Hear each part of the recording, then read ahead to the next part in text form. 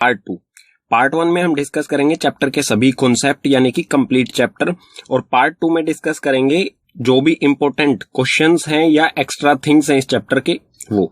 तो ये पार्ट 1 है, शुरू करते हैं। चैप्टर में सबसे पहले आता है मैटर। मैटर क्या है, इसकी डेफिनेशन क्या है। तो मैटर को हिंदी में पदार्थ कहा जाता है, और matter is a substance which have mass and occupies space. Matter हमारा कोई भी ऐसा सब्सटेंस जिसमें मास हो और जो स्पेस ऑक्यूपाई करे यानी कि जगह को घेरे, उसे कहा जाएगा मैटर। यहां पर मैं मास को थोड़ा सा एक्सप्लेन कर देता हूं। मास का मतलब होगा कि जो भी हमारा सब्सटेंस है उसमें कितने नंबर ऑफ एटम्स प्रेजेंट हैं, और जो भी नंबर ऑफ एटम्स प्रेजेंट होंगे यानी कि जो मास है इसको मेजर किया जाता है किलोग्राम। ठीक है, बेसिक यूनिट इसकी किलोग्राम में इसे मेजर किया जाता है, और जो मास है वो कांस्टेंट होता है सभी जगह पर। अगर हमें चांद यानी कि मून पर किसी चीज का हम मास करेंगे तो वो सेम रहेगा जितना अर्थ पर होगा। ठीक है, या फिर स्पेस में भी करेंगे तो सेम रहेगा हर जगह पर। ठीक है, and matter is made up of tiny particles, और जो मैटर है वो टाइनी यानी कि छोटे छोटे पार्टिकल्स से बना है, और पार्टिकल्स के बारे में हम डिटेल में पढ़ेंगे आने वाले सेक्शंस में आगे। तो मैटर के कुछ एग्जांपल्स ले लेते हैं, जैसे कि नोटबुक, पेन, स्टार, सन, प्लैनेट, एयर।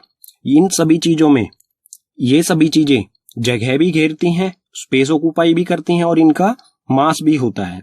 तो ये सभी चीजें क्या होंगी, मैटर। ये एग्जांपल हो गए मैटर के। ठीक है, नेक्स्ट है कैरेक्टरिस्टिक्स ऑफ पार्टिकल्स। जो पार्टिकल्स, जिन छोटे छोटे पार्टिकल से मैटर बना है, तो इन पार्टिकल्स की कुछ विशेषताएं, इनके कुछ विशेष गुण क्या होते हैं। तो फर्स्ट है इसमें सबसे पहला है दे आर कंटिन्यूअसली मूविंग। जो भी पार्टिकल्स होते हैं मैटर के वो लगातार मूव करते रहते हैं, मोशन में रहते हैं। ठीक है, चलते रहते हैं या फिर गति में रहते हैं कह सकते हैं हम। सेकंड है they having space between them. जो भी पार्टिकल्स हैं उनके बीच में खाली स्थान, खाली जगह, ब्लैंक स्पेस होता है। ठीक है, third they attract each other. जो भी पार्टिकल्स हैं मैटर के वो एक दूसरे को अट्रैक्ट करते हैं। अट्रैक्ट करने का मतलब क्या होगा, जैसे मैग्नेट आयरन को अट्रैक्ट करती है, इसी तरह से पार्टिकल्स जो है मैटर के वो एक दूसरे को अट्रैक्ट करते हैं, लेकिन इसकी फोर्स जो है मैग्नेट जितनी तो नहीं होगी लेकिन उससे कम होती है। तो उसी तरह की फोर्स से ये एक दूसरे को अट्रैक्ट करते हैं। अब नेक्स्ट पेज पर जो ये कैरेक्टरिस्टिक्स हैं पार्टिकल्स के, गुण हैं जो पार्टिकल्स के, इनको एक एक करके डिटेल में पढ़ेंगे एग्जाम्पल के साथ। ठीक है, मैटर के पार्टिकल्स का पहला कैरेक्टर क्या था, particles of matter are continuously moving. जो भी मैटर के पार्टिकल्स होते हैं वो लगातार मूव होते रहते हैं, गति में रहते हैं हमेशा। ठीक है, तो इसको एक एग्जाम्पल एक्टिविटी से समझ लेते हैं किस तरह से ये मूवमेंट में रहते हैं। तो आपको करना क्या है, एक ग्लास वाटर लेना है। ठीक है, और इस वाटर को बिल्कुल टेबल पर रख दीजिए, इसे बिल्कुल भी हिलाना नहीं है। जब ये बिल्कुल शांत अवस्था में आ जाए, जब ये बिल्कुल रेस्ट पोजीशन में आ जाए, वाटर पानी नहीं हिल रहा हो, तब उसमें 2 से 3 ड्रॉप इंक डाल देनी है। कोई भी कलर की इंक को आपको उसमें डाल देनी है। आप जब इसमें इंक डालेंगे, ठीक है, आपको बिल्कुल भी हिलाना नहीं है पानी को, तो ये इंक जो है वो धीरे धीरे इसमें मिक्स होना शुरू हो जाएगी। अपने आप ही ऐसे धीरे धीरे इसमें अपने आप ही मिक्स हो जाएगी। 2 से 3 मिनट में आप देखेंगे कि पूरे पानी में पूरी तरह से इंक जो है वो मिक्स हो गई है। तो हमने तो पानी को बिल्कुल भी हिलाया नहीं है, फिर भी इंक इसमें कैसे मिक्स हो गई, क्योंकि जो भी वाटर के पार्टिकल्स हैं उनमें क्या है, काइनेटिक एनर्जी है। ठीक है, वो लगातार मूवमेंट में रहते हैं। तो जो भी पार्टिकल्स हैं, पार्टिकल्स पोजेस काइनेटिक एनर्जी, क्योंकि वाटर के जो पार्टिकल्स हैं उसमें काइनेटिक एनर्जी है, और काइनेटिक एनर्जी रिस्पॉन्सिबल होती है किसी भी तरह की मूवमेंट की। तो जो भी वाटर के पार्टिकल्स हैं वो लगातार मूव कर रहे हैं। ठीक है, तो मूव करने के कारण ही जो इंक है वो इसमें यूनिफॉर्मली बराबर हर जगह पर पहुंच जाएगी। उसके बाद as the temperature rise particles move faster because kinetic energy increases. और जैसे जैसे हम किसी भी मैटर का जैसे ही हम टेम्परेचर इंक्रीज करेंगे, कोई भी हमारे पास सब्सटेंस है उसका टेम्परेचर इंक्रीज करेंगे, तो उसके पार्टिकल्स की जो स्पीड है वो भी इंक्रीज हो जाएगी। ठीक है, और अगर हम टेम्परेचर डिक्रीज करेंगे तो उसके पार्टिकल्स की स्पीड भी डिक्रीज यानी कि कम हो जाएगी। तो आपने नोटिस किया होगा कि जब हम वाटर में शुगर को मिक्स करते हैं ठीक है, वाटर में हम शुगर को मिक्स कर रहे हैं। अगर हम हॉट वाटर गर्म पानी में शुगर को मिक्स करते हैं तो वो बहुत जल्दी मिक्स हो जाती है। अगर हम ठंडे पानी में मिक्स करते हैं तो वो थोड़ा ज्यादा समय लेती है as compare to hot water. तो हॉट वाटर में काइनेटिक एनर्जी ज्यादा होती है, इसलिए उसके पार्टिकल्स जो हैं वो ज्यादा तेज मूव कर रहे होते हैं, इसलिए उसमें जल्दी मिक्स हो जाती है। ठीक है, नेक्स्ट है मूवमेंट। जो भी पार्टिकल्स की मूवमेंट होती है वो मिनिमम इन सॉलिड, सॉलिड में बिल्कुल कम होती है, मोर इन लिक्विड, लिक्विड में सॉलिड से ज्यादा होती है, और मैक्सिमम इन गैसेस, और गैसेस में ये बहुत ज्यादा होती हैं। ठीक है, तो मैटर के पार्टिकल्स की सेकंड कैरेक्टरिस्टिक्स क्या था, उनकी सेकंड विशेषता क्या थी कि particles of matter having space between them. जो भी मैटर के पार्टिकल्स होते हैं उनके बीच में स्पेस यानी कि खाली जगह होती है। इसे एक एक्टिविटी से समझते हैं। आपको फिर से एक गिलास पानी लेना है। एक गिलास पानी लेने के बाद आपको स्केच पेन से मार्क कर देना है, जितना भी आपने पानी लिया है, जितना भी उसमें पानी है उस लेवल को मार्क कर देना है। ठीक है, उसके बाद आपको 2 से 3 चम्मच या तो शुगर या फिर सोल्ट इसमें ऐड करना है। सोल्ट और शुगर इसमें ऐड करने के बाद वाटर में इसे पूरी तरह से मिक्स करना है। आप चम्मच की सहायता से इसे मिक्स कर सकते हैं। ठीक है, जब शुगर या सोल्ट पूरी तरह से इसमें मिक्स हो जाए तो आपको फिर से वाटर लेवल चेक करना है। तो आप देखेंगे कि वाटर लेवल जितना पहले था शुगर ऐड करने से पहले था, और शुगर पूरी तरह से मिक्स होने के बाद वाटर लेवल उतना ही रहा, वाटर लेवल नहीं बढ़ा। तो हमने तो इसमें शुगर भी ऐड की थी, वाटर लेवल इंक्रीज होना चाहिए था। तो वाटर लेवल इंक्रीज क्यों नहीं हुआ? क्योंकि जो भी वाटर के पार्टिकल्स हैं, वाटर के जो भी पार्टिकल्स हैं उनके बीच में क्या है, स्पेस, खाली जगह है, और जो ये शुगर थी, शुगर ने उसी खाली जगह को भर दिया, इसीलिए वाटर के लेवल में कोई भी इंक्रीमेंट यानी कि बढ़ोतरी नहीं हुई। ठीक है, नेक्स्ट है the space between the particles. जो भी स्पेस होता है पार्टिकल्स के बीच में वो मिनिमम इन सॉलिड्स, सॉलिड्स में वो बहुत कम होता है, मोर इन लिक्विड्स, लिक्विड्स में थोड़ा सा ज्यादा होता है, एंड मैक्सिमम इन गैसेस, और गैसेस में सबसे ज्यादा होता है। ठीक है, तो मैटर के पार्टिकल्स का थर्ड कैरेक्टरिस्टिक्स क्या था, थर्ड गुण क्या था कि particles of matter attract each other. जो भी मैटर के पार्टिकल्स होते हैं वो एक दूसरे को अट्रैक्ट यानी कि एक दूसरे को अपनी तरफ खींचते हैं, या फिर कह सकते हैं आकर्षित करते हैं। इसे एक एक्टिविटी से समझते हैं। तो एक्टिविटी के लिए आपको जाना पड़ेगा वाटर टैप यानी कि नल के पास। नल जो होगा आपको इसको ऑन करना है। ऑन करने के बाद जैसे ही इसमें से पानी आना शुरू हो जाएगा तो आपको पानी के बीच में आपको अपनी उंगली यानी कि फिंगर रखनी है, पानी के बहाव के बीच में। ये आपकी हो गई फिंगर। तो पानी आपकी फिंगर से टकराएगा और दो अलग अलग, इस तरह से पानी आपकी फिंगर से टकराएगा और दो अलग अलग स्ट्रीम्स में बट जाएगा। ये फिंगर जो होगी आपको थोड़ी सी दूर रखनी है, ठीक है, वाटर टैप से थोड़ा सा दूरी पर। तो ये अलग अलग हो जाएगा, ठीक है। लेकिन जैसे ही आपकी फिंगर उंगली को ये क्रॉस करेगा तो ये वापस एक ही स्ट्रीम में इस तरह से जुड़ जाएगा, ठीक है, एक ही इसका बहाव एक ही हो जाएगा। तो हमने यहां पर ब्रेक किया, ब्रेक करने से पानी का बहाव अलग अलग हो जाना चाहिए था, लेकिन क्यों नहीं हो पाया? क्योंकि जो भी इस वाटर के पार्टिकल्स हैं वो एक दूसरे को अट्रैक्ट कर रहे हैं, यहां पर ये एक दूसरे को अपनी तरफ खींच रहे हैं। इसी अट्रैक्शन फोर्स के कारण ये स्ट्रीम यानी कि इसका बहाव वापस एक ही हो गया, ठीक है। और सिर्फ वाटर में ही नहीं, जो अट्रैक्शन फोर्स होती है ये सभी मैटर्स में होती है। आपको इस एक और एग्जांपल दे देता हूं। तो आपको क्या करना है, आयरन नेल लेनी है, ठीक है। आपको एक आयरन नेल लेनी है, उसको स्ट्राइक करना है। स्ट्राइक यानी कि हैमर से उसे तोड़ने की कोशिश करनी है।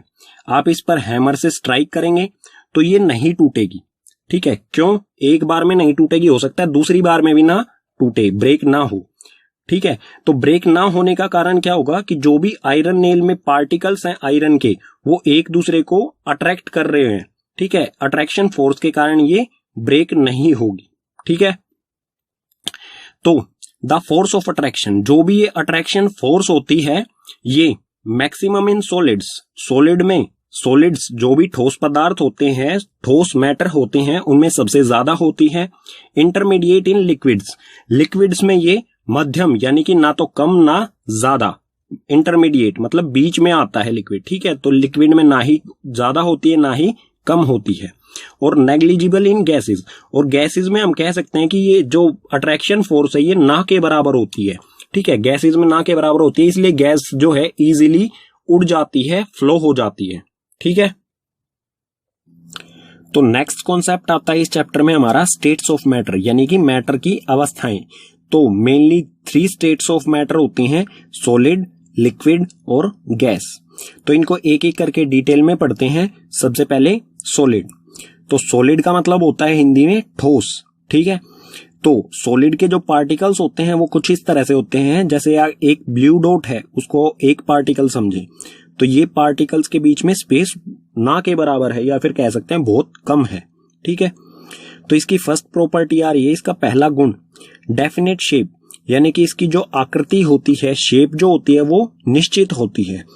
एग्जाम्पल के लिए आप टेबल देख सकते हैं, आपके घर में होगा टेबल, जो कि अपने आप कभी भी अपनी शेप चेंज नहीं कर सकता है, ठीक है। तो उसकी शेप जो है वो निश्चित होती है। इसी तरह से डिस्टिंक्ट बाउंड्रीज, उसकी बाउंड्रीज भी निश्चित होती हैं, वो कभी भी अपनी बाउंड्रीज को आगे क्रॉस नहीं करता है। जैसे टेबल है, एक जगह से दूसरी जगह अपने आप कभी भी नहीं जाता है, ठीक है। थर्ड है रिजिड। रिजिड यानी कि कठोर, जो भी सॉलिड होते हैं वो कठोर होते हैं, ठीक है। थर्ड है इनकम्प्रेसिबल। सॉलिड के पार्टिकल्स के बीच में स्पेस बहुत कम होता है, अगर स्पेस कम है तो उसे कंप्रेस नहीं किया जा सकता है, तो ये इनकम्प्रेसिबल होते हैं, यानी कि इन्हें कंप्रेस दबाया नहीं जा सकता है। लास्ट है डेफिनेट वॉल्यूम। इसका आयतन, सॉलिड का जो आयतन होता है वो डेफिनेट यानी कि निश्चित होता है। निश्चित कैपेसिटी, कैपेसिटी इसकी कभी भी चेंज नहीं होगी सॉलिड की, ठीक है। अब देखते हैं liquid.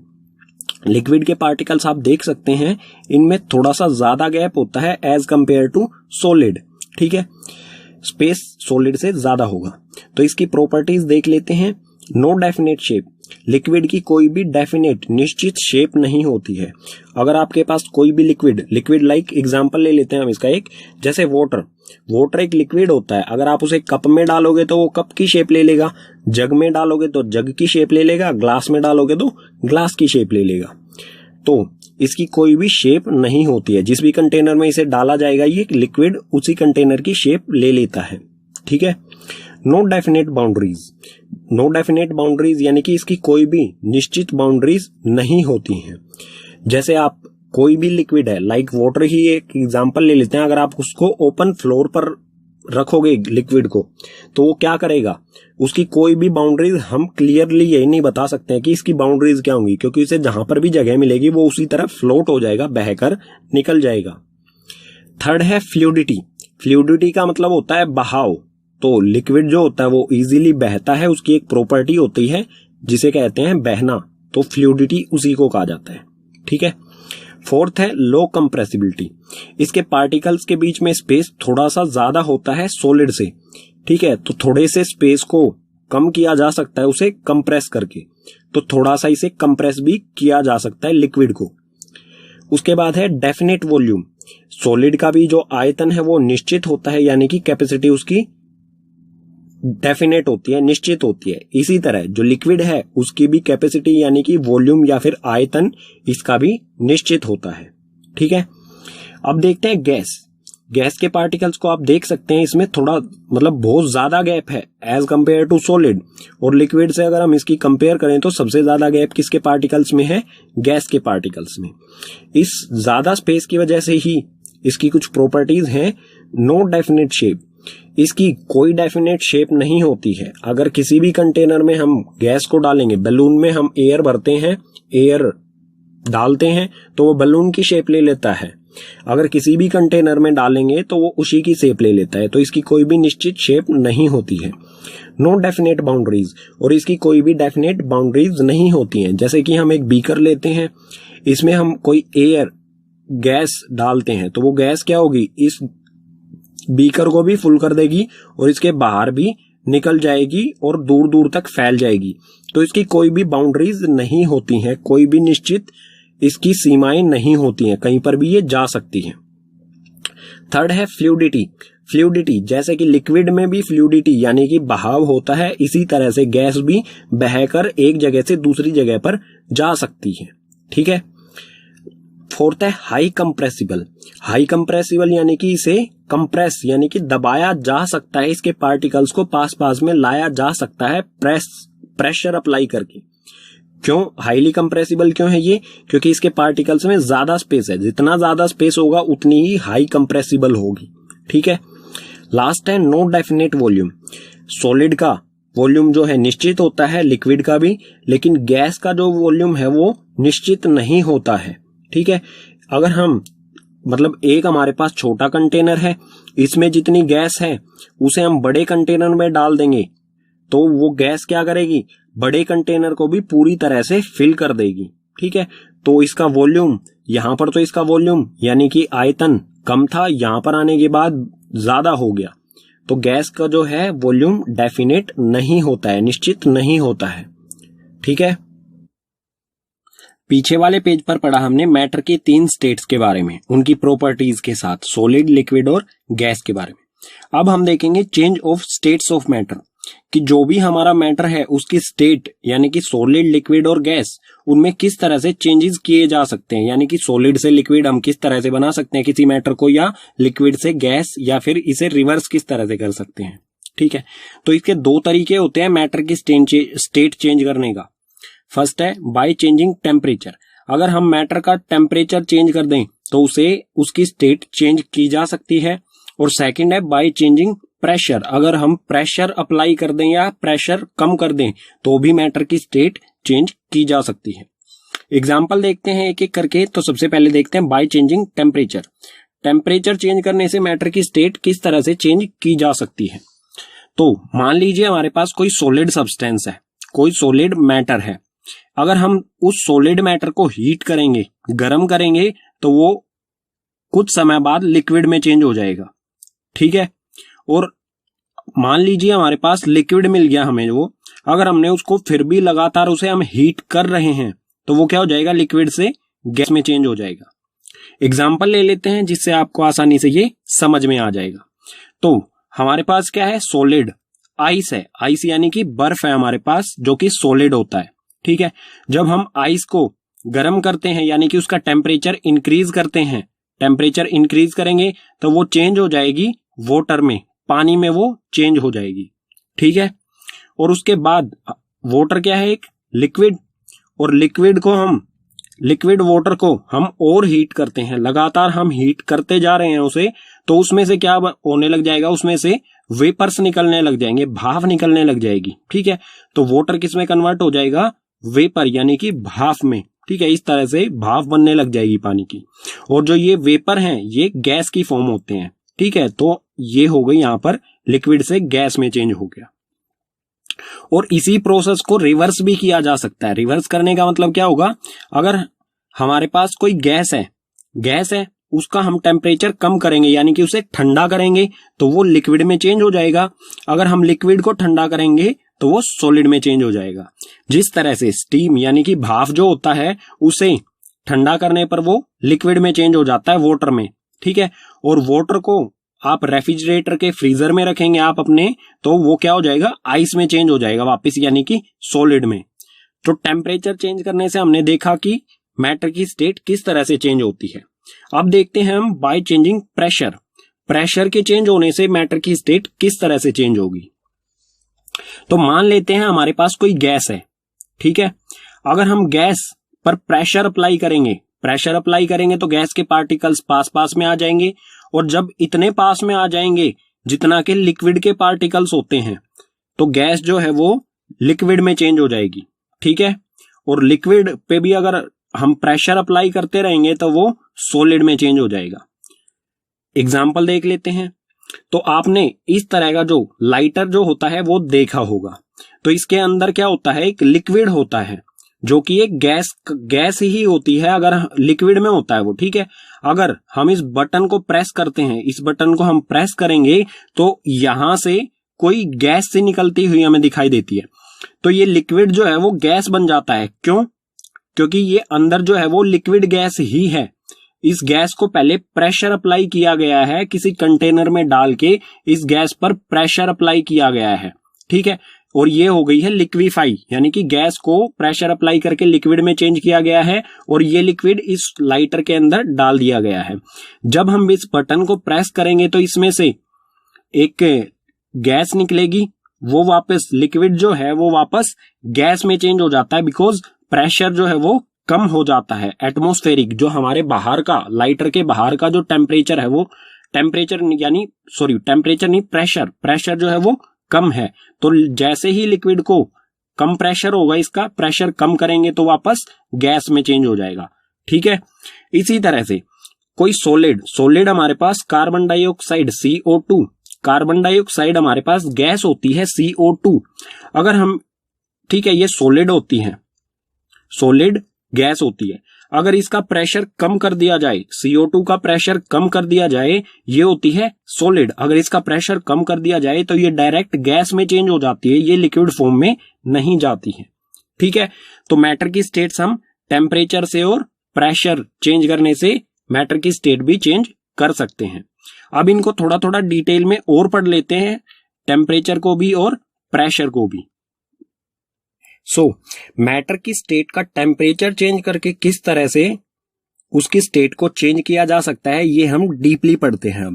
By changing temperature change करके हम मैटर की स्टेट को किस तरह से चेंज कर सकते हैं, उसमें फर्स्ट है मेल्टिंग पॉइंट यानी कि the temperature at which a solid melt to form liquid at atmospheric pressure is called its melting point क्या होता है, ऐसा तापमान जिस पर कोई सॉलिड मेल्ट यानी कि पिघलना शुरू कर देता है और वो लिक्विड बनने लग जाता है। एटमॉस्फेरिक प्रेशर यानी कि हमारा जो वातावरण है, जहां पर आप बैठे होंगे, आपके चारों तरफ जो वातावरण है, जितना प्रेशर वहां पर है उसी प्रेशर पर, तो उसे कहा जाएगा उस मैटर का मेल्टिंग पॉइंट, ठीक है, जिस पर वो सॉलिड से लिक्विड में चेंज होने लगता है, ठीक है। तो इसे एग्जांपल से समझ लेते हैं। हमें क्या करना है, एक बीकर में आइस लेनी है, आइस यानी कि बर्फ, ठीक है, उसे बर्नर के ऊपर रखना है और उसमें एक थर्मोमीटर भी रखना है। और सबसे पहले हमें क्या करना है, थर्मोमीटर रखने के बाद उसका टेम्परेचर, तो आप टेम्परेचर देखेंगे कि आइस का टेम्परेचर जो है वो 0 डिग्री सेल्सियस होता है, ठीक है, 0 डिग्री सेल्सियस। उसके बाद हमें बर्नर को ऑन करना है, बर्नर जलाना है, बर्नर जलेगा तो इसमें हीट जाएगी। आप देखेंगे कि कुछ देर बाद जो है वो आइस धीरे धीरे करके पिघलना शुरू कर देगी, ठीक है। जब आइस आधी पिघल चुकी हो, फिर से हमें टेम्परेचर नोट करना है, तो आप देखेंगे कि टेम्परेचर जो है वो अभी भी 0 डिग्री ही है, आधी बर्फ पिघल चुकी है, आधी आइस मेल्ट होने के बाद भी टेम्परेचर 0 डिग्री, लेकिन हम तो इसे हीट दे रहे हैं, इसका टेम्परेचर इंक्रीज होना चाहिए था। हीट देने का मतलब क्या होता है, जिस भी चीज को हम हीट देते हैं उसका टेम्परेचर इंक्रीज होता है।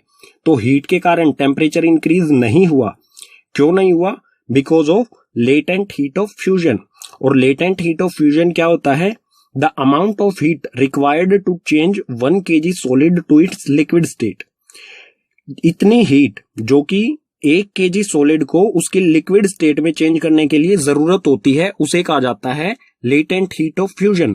तो यहां पर जो हमने हीट दी है आइस को, आइस ने उस हीट का क्या किया, उससे अपनी स्टेट चेंज कर ली, वो लिक्विड से, सॉलिड से लिक्विड में चेंज होने लग गया। और उसका टेम्परेचर जब तक 0 डिग्री रहेगा, जब तक कि लास्ट पीस ऑफ आइस, आखिरी आइस का पीस जब तक लिक्विड में नहीं चेंज हो जाता, जब तक उसका टेम्परेचर 0 डिग्री ही रहेगा, ठीक है। मैटर की स्टेट टेम्परेचर को चेंज करके किस तरह से चेंज की जा सकती है, उसमें सेकंड है बॉइलिंग पॉइंट। तो बॉइलिंग पॉइंट क्या होता है, the temperature at which a liquid boils to form vapours at atmospheric pressure called its boiling point. Boiling point ऐसा टेम्परेचर जिस पर कोई लिक्विड, हमारा मैटर जो लिक्विड फॉर्म में है वो बॉइल यानी कि उबल कर वेपर में चेंज होने लगे, वेपर्स यानी कि गैस की फॉर्म में चेंज होने लगे एटमॉस्फेरिक प्रेशर यानी कि हमारे नॉर्मल जो वातावरण होता है आपके चारों तरफ, उस प्रेशर पर, तो उसे कहा जाता है उस मैटर का बॉइलिंग पॉइंट, ठीक है। उस टेम्परेचर को, उस मैटर का बॉइलिंग पॉइंट कहा जाता है। इसे एग्जांपल से समझते हैं। आपको एक बीकर में पानी लेना है, वाटर लेना है, उसे बर्नर पर सेट करना है इस तरह से, और एक थर्मोमीटर भी उसमें रखना है। तो बर्नर शुरू कर देना है, ठीक है, धीरे धीरे उसे हीट देनी है हमें, और तब तक हीट देनी है जब तक कि वो बॉईल होना शुरू नहीं हो जाता।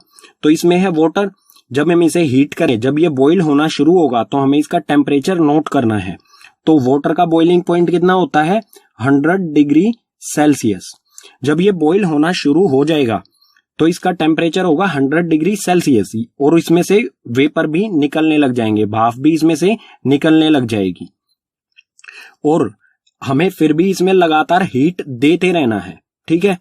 तो कुछ देर बाद जब इसका 100 डिग्री सेल्सियस टेम्परेचर बॉईल होना शुरू हो चुका होगा, उसके कुछ देर बाद हम देखेंगे कि हम इसे लगातार हीट दे रहे हैं, लेकिन इसका टेम्परेचर 100 डिग्री सेल्सियस से इंक्रीज नहीं हो रहा है, नहीं बढ़ रहा है। तो वो क्यों नहीं बढ़ रहा है, because of latent heat of vaporisation. और लेटेंट हीट ऑफ वेपोराइजेशन क्या होता है, the amount of heat required to change 1 kg liquid to its gaseous state. इतनी हीट का अमाउंट जो कि 1 kg लिक्विड को उसकी गैस की स्टेट में चेंज करने के लिए यूज किया जाता है, उसे कहा जाता है लेटेंट हीट ऑफ वेपोराइजेशन। तो 100 डिग्री जब ये बॉईल शुरू हो जाएगा होना, उसके बाद इसका टेम्परेचर, मतलब बॉईल टेम्परेचर इसका 100 डिग्री हो जाएगा, उसके बाद भी जब हम इसे हीट देते रहेंगे तो वो वाटर हीट का यूज क्या करेगा, वो अपनी स्टेट चेंज करने में यूज करेगा, यानी कि वेपर बनाने में उस चीज का यूज करेगा। तो उसी को कहा जाएगा लेटेंट हीट ऑफ वेपोराइजेशन, ठीक है। मैटर की स्टेट टेम्परेचर चेंज करके किस तरह से चेंज की जा सकती है, उसमें थर्ड है सब्लिमेशन। सब्लिमेशन क्या होता है, the change of solid directly to vapour on heating and vapor into solid on cooling without passing through the liquid state called sublimation। sublimation एक ऐसा प्रोसेस होता है जिसमें कोई सॉलिड जो है वो डायरेक्टली वेपर यानी कि गैस में चेंज हो जाए हीट करने पर। यानी कि हम सॉलिड को अगर हीट करेंगे तो वो किस में, वेपर यानी कि गैस में चेंज हो जाए बिना लिक्विड में चेंज हुए, तो उसे कहा जाएगा सब्लिमेशन। और सिर्फ इसे ही नहीं, अगर कोई वेपर यानी कि कोई गैस वो डायरेक्ट सॉलिड में चेंज हो जाती है, जब हम वेपर को ठंडा करते हैं वो सॉलिड में चेंज हो जाए, तो उसे भी सब्लिमेशन ही कहा जाएगा। बिना लिक्विड में चेंज हुए ये प्रोसेस होता है। यानी कि कोई solid, S for solid, change हो जाए डायरेक्ट गैस में तो उसे कहा जाएगा सब्लिमेशन। और कोई गैस यानी कि गैस, कोई भी गैस अगर सॉलिड में चेंज हो जाए, एस फॉर सॉलिड में चेंज हो जाए, तो इन दोनों प्रोसेस को कहा जाएगा सब्लिमेशन। एग्जाम्पल देखते हैं इसका। एग्जाम्पल के लिए आपको क्या करना है, चाइना डिश लेनी है। चाइना डिश में हमें अमोनियम क्लोराइड ये वाला सब्सटेंस इसमें रखना है जो कि सॉलिड होता है, ठीक है।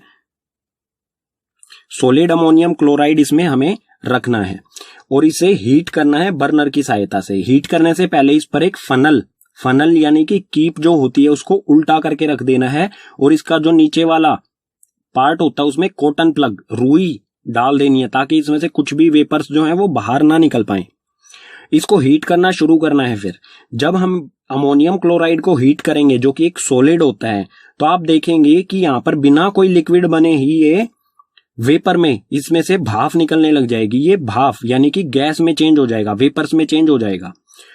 उसके बाद जब ये वेपर में कुछ चेंज हो जाए, उसके बाद हमें बर्नर को कर देना है बंद।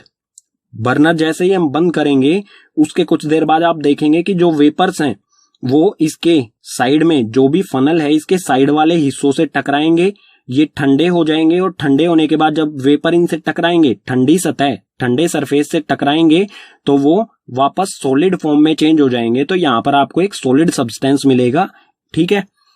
तो यहां पर आपने देखा कि अमोनियम क्लोराइड जो कि एक सॉलिड होता है डायरेक्ट वेपर में चेंज हो जाता है, यानी कि गैसियस फॉर्म में, और जो गैस यानी कि वेपर्स होते हैं जब वो ठंडे सरफेस से टकराते हैं तो वो वापस सॉलिड में चेंज हो जाते हैं। तो इसी तरह के प्रोसेस को कहा जाता है सब्लिमेशन, ठीक है। और कई ऐसे सब्सटेंस होते हैं, कई ऐसे मैटर होते हैं जो डायरेक्ट सॉलिड से गैस में या फिर गैस से सॉलिड में चेंज हो जाते हैं। जैसे इसके एग्जांपल्स हैं कुछ, कैम्फर यानी कि कपूर जो होता है, जो मतलब मंदिर वगैरह पूजा वगैरह में यूज किया जाता है, वो डायरेक्ट जो है सॉलिड से गैस फॉर्म में चेंज हो जाता है, कभी भी लिक्विड फॉर्म में नहीं आता है। अमोनियम क्लोराइड का एग्जांपल आप यहाँ पर देख ही चुके हैं।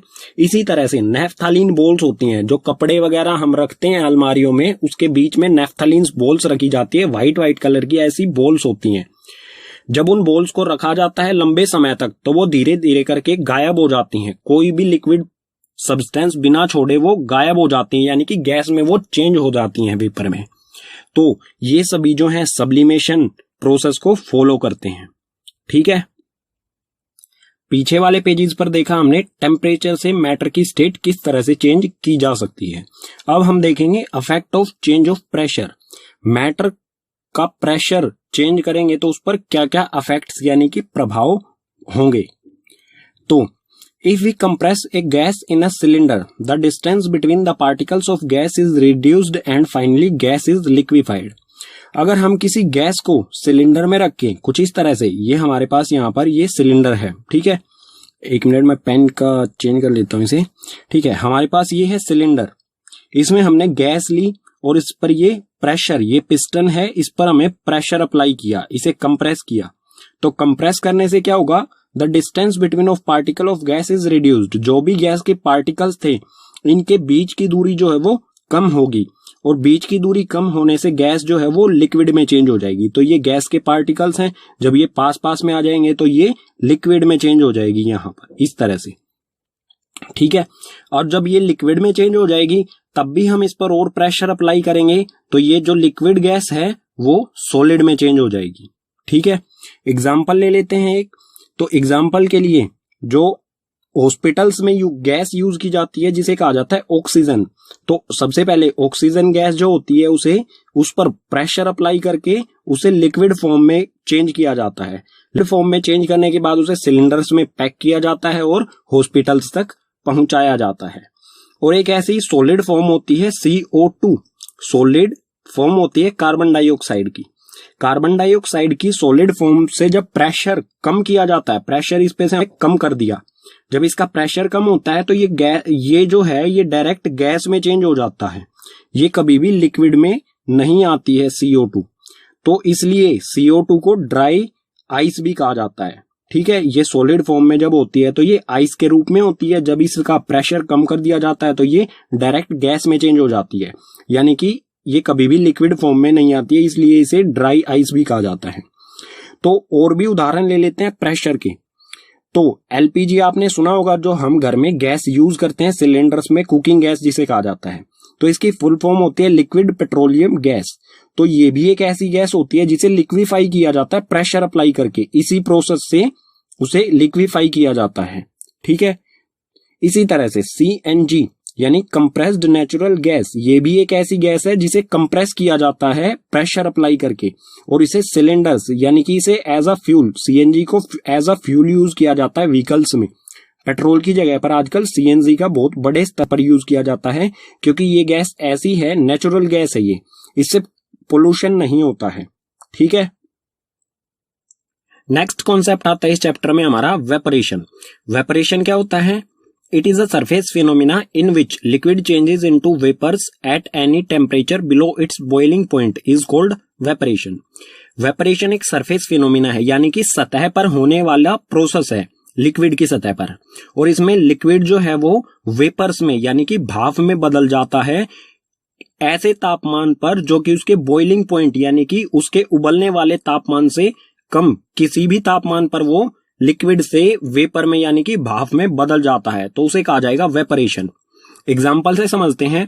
आप क्या कीजिए, एक गिलास पानी लीजिए, एक गिलास में आपने पानी लेना है, उसका वाटर लेवल चेक करना है, निशान लगा दीजिए। जैसे इसमें इतना पानी है तो इस पे मैंने निशान लगा दिया। उसे 2 से 3 दिन ऐसी जगह पर रख दीजिए जहां पर उसे कोई छेड़े ना, ठीक है, उसे कोई डिस्टर्ब ना करे। उसके बाद 2-3 दिन बाद उसे आप चेक कीजिए तो आप देखेंगे कि उसमें से बहुत सारा पानी जो है वो गायब हो चुका है। उसका वाटर लेवल चेक करेंगे तो वो कम हो चुका है। तो जो वाटर इसमें से गायब हुआ वो कहाँ गया? वो वेपरेट हो गया, यानी कि वो लिक्विड से वेपर्स में यानी कि गैस में चेंज होके वो एटमॉस्फेयर में चला गया, हमारे वातावरण में चला गया एयर के साथ। ठीक है, तो इस प्रोसेस को कहा जाएगा वेपरेशन। और इसका टेम्परेचर क्या होगा? इसका टेम्परेचर 100 डिग्री से तो कम ही होगा। ठीक है, और इस टेम्परेचर पर ही ये लिक्विड फॉर्म से गैस फॉर्म में चेंज हो गया, सो वेपरेशन कहा जाएगा इसे। ठीक है, लिक्विड का वेपरेशन। और इसमें मोस्ट इंपोर्टेंट चीज आती है फैक्टर अफेक्टिंग वेपोरेशन। जो ये वेपोरेशन है इसको प्रभावित करने वाली चीजें क्या क्या हैं? तो फर्स्ट है इसमें exposed surface area. Expose surface area यानी कि सरफेस एरिया, यानी कि हम एग्जांपल से समझते हैं इसे। हमारे पास एक कप है, इसमें हमने वाटर लिया है और हमारे पास एक बड़ी सी प्लेट है, इसमें पानी लिया। हमने 100 ml वाटर लिया है, ठीक है, 100 ml वाटर इसमें और 100 ml वाटर ही इसमें। दोनों को आप रूम में रख दीजिए। अपने रूम में रखने के बाद आप देखेंगे 1 से 1.5 दिन बाद कि जो प्लेट है इसमें से बहुत ज्यादा पानी वेपरेट हो जाएगा बहुत जल्दी, लेकिन कप जो है इसमें बहुत ज्यादा समय लगाएगा वही पानी वेपरेट होने में, वही वाटर वेपरेट होने में। ऐसा क्यों है? क्योंकि जितना ज्यादा सरफेस एरिया, यहां पर आप देख सकते हैं प्लेट का सरफेस एरिया ज्यादा है, कप का कम है। तो जितना ज्यादा सरफेस एरिया होगा उतनी ही वेपरेशन तेजी के साथ होगी, और जितना सरफेस एरिया कम होगा उतनी ही वेपरेशन धीमी होगी, ठीक है। तो एक्सपोज सरफेस एरिया पर डिपेंड करता है वेपोरेशन की स्पीड। इसी तरह सेकंड है टेम्परेचर। टेम्परेचर पर भी डिपेंड करता है वेपोरेशन कितनी तेजी के साथ होगा और कितना धीमा होगा। इसे भी एग्जांपल से समझते हैं। आप 2 ग्लास ले लीजिए, एक ग्लास में सेम वाटर लेवल, मतलब दोनों में बराबर पानी लीजिए, ठीक है, वाटर लीजिए, और एक को आप फ्रिज में रख दीजिए। ये जो बॉक्स बनाया है ये हो गया फ्रिज, ठीक है, इसको रख दिया हमने फ्रिज में, और जो दूसरा ग्लास है इसको रख दीजिए सनलाइट में, ठीक है। जो सनलाइट वाला ग्लास है इसमें से पानी बहुत जल्दी वेपरेट हो जाएगा एज कंपेयर टू जिसको हमने फ्रिज में रखा है। तो ऐसा क्यों है? फ्रिज का टेम्परेचर जो है वो कम होता है और इस सनलाइट में रखा है इसका टेम्परेचर ज्यादा होगा। तो जितना टेम्परेचर ज्यादा होगा उतनी ही वेपरेशन तेजी के साथ होगी, ठीक है, और जितना टेम्परेचर कम होगा उतनी ही वेपरेशन धीमी होगी, ठीक है। थर्ड है ह्यूमिडिटी। ह्यूमिडिटी यानी कि आर्द्रता, नमी। वायु में वाटर पार्टिकल्स यानी कि भाप, वेपर्स की पहले से मौजूदगी कितनी है उसे कहा जाता है ह्यूमिडिटी। तो ह्यूमिडिटी यानी कि हवा में अगर पहले से ही वाटर पार्टिकल्स मौजूद हैं तो वेपरेशन धीमा होगा, और अगर ह्यूमिडिटी कम है तो वो वेपरेशन तेजी के साथ होगा। एग्जाम्पल से समझते हैं। इंडिया में समर जो होता है उसमें मई जून, समर जो मौसम होता है उसमें मई और जून में बहुत तेज धूप होती है, और हवा जो होती है वो बहुत जल्दी हमारे पसीने को सुखा देती है, हमें जो स्वेटिंग होती है उसे बहुत जल्दी सुखा देती है। लेकिन जब रेनी सीजन आता है इसमें भी टेम्परेचर इतना ही होता है जितना समर में होता है, लगभग, ठीक है, अप्रोक्स लगभग इतना ही सेम टेम्परेचर होता है। लेकिन रेनी सीजन में आप देखेंगे कि जो हमारा स्वेटिंग हो रही है यानी कि जो हमें पसीना आ रहा है वो सूखने में ज्यादा समय लेता है, क्योंकि हवा में पहले से ही क्या है, वेपर पार्टिकल्स पहले से ही ज्यादा मात्रा में मौजूद हैं, इसलिए स्वेटिंग जो है हमें ज्यादा महसूस होती है, हमें स्टिकी महसूस होता है, यानी कि चिपचिपापन महसूस होता है, ठीक है। फोर्थ है इसमें विंड। विंड यानी कि बहती हुई हवा, ऐसी हवा जो चल रही है। तो इस पर भी वेपरेशन तेज या धीमा इसकी वजह से होता है, इसकी वजह से भी होता है। तो हम अगर कपड़े धोते हैं जब हवा तेज चल रही होती है तो बहुत जल्दी से कपड़े हमारे सूख जाते हैं, और जब हवा धीमे चल रही होती है तो कपड़े सूखने में ज्यादा समय लगता है। यानी कि विंड अगर तेज चल रही है तो वेपरेशन भी तेज हो रहा है, कपड़े में से जो पानी है वो वेपर में चेंज होना, ठीक है, उसी के कारण हमारे कपड़े सूखते हैं। तो हवा चल रही है तेज तो वेपरेशन तेजी के साथ होगा, अगर हवा धीमी चल रही है तो वेपरेशन भी धीमी गति से होगा। तो ये इंपॉर्टेंट हैं चारों फैक्टर्स जो कि वेपरेशन को प्रभावित करते हैं, अफेक्ट करते हैं, ठीक है। पीछे वाले पेज पर पढ़ा हमने वेपरेशन के बारे में। अब देखते हैं वेपरेशन का एक गुण जो कि है वेपरेशन ऑलवेज कोज कूलिंग। वेपरेशन के कारण हमेशा क्या होती है, कूलिंग यानी कि ठंडक होती है। तो ये किस तरह से होती है? The cooling caused by evaporation is based on the fact that when a liquid evaporates, takes latent heat of vaporization from surroundings, which on losing heat gets cool. तो जो वेपरेशन के कारण कूलिंग या ठंडक होती है वो किस आधार पर होती है कि जब कोई लिक्विड वेपरेट होता है, यानी कि लिक्विड जो है वो वेपर में चेंज होता है, वो क्या करता है, अपने चारों तरफ से, सराउंडिंग्स मतलब अपने चारों तरफ से latent heat of vaporisation, heat ले लेता है और जो सराउंडिंग्स है उसने हीट जो है वो लिक्विड को दे दी, तो सराउंडिंग्स जो है हीट देने के कारण ठंडी हो जाएंगी।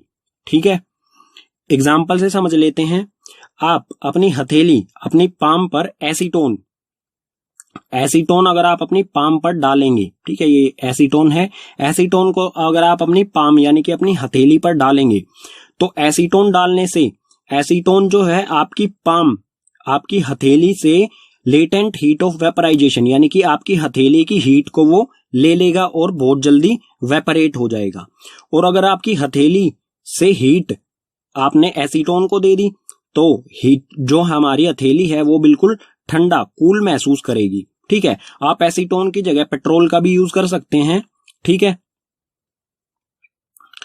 तो ये एक्टिविटी जो है एसीटोन या पेट्रोल, एसीटोन अवेलेबल होता नहीं है आमतौर पर घरों में और पेट्रोल से खेलना अच्छा नहीं होता है, तो इस एक्टिविटी को ना करें। इसकी जगह पर आप ये वाली एक्टिविटी ट्राई कर सकते हैं, जो कि है एक पैन लेना है आपको, पैन या फिर आप तवा भी ले सकते हैं जिस पर रोटी सेकी जाती है। ठीक है, फ्राई पैन ले सकते हैं या फिर पैन को ही हिंदी में तवा कहा जाता है। तो पैन लेना है आपको, इसे गैस पे रख के थोड़ा सा गर्म कर लेना है, वार्म कर लेना है। ठीक है, आप जब ये थोड़ा सा गर्म हो जाए तो गैस को ऑफ कर दीजिए। उसके बाद इसमें थोड़ा सा पानी जो भी है उसमें डालिए, लिक्विड डालेंगे। तो जैसे ही आप इसमें लिक्विड वाटर डालेंगे वो क्या होगा, वो वेपर में चेंज होने लग जाएगा। ठीक है, लिक्विड डाला तो इसमें ये बहुत जल्दी वेपर में चेंज हो जाएगा। और इसने ये वेपर में चेंज होने का कारण क्या है, क्योंकि जो भी पैन गर्म था, वार्म था जो पैन, वाटर ने उसकी हीट को सोख लिया, पैन की हीट को वाटर ने सोख लिया और अपनी स्टेट चेंज करने में यूज कर लिया। यानी कि जो हीट थी उसका क्या कहेंगे हम, लेटेंट हीट ऑफ वेपराइजेशन, क्योंकि लिक्विड ने अपनी स्टेट चेंज की उससे, और पाम जो पैन है वो ठंडा हो जाएगा, आप महसूस करेंगे इसे। ठीक है, तो ये एक्टिविटी आपको प्रेफर करता हूं, ये आप करके देख सकते हैं। ठीक है, तो इसी के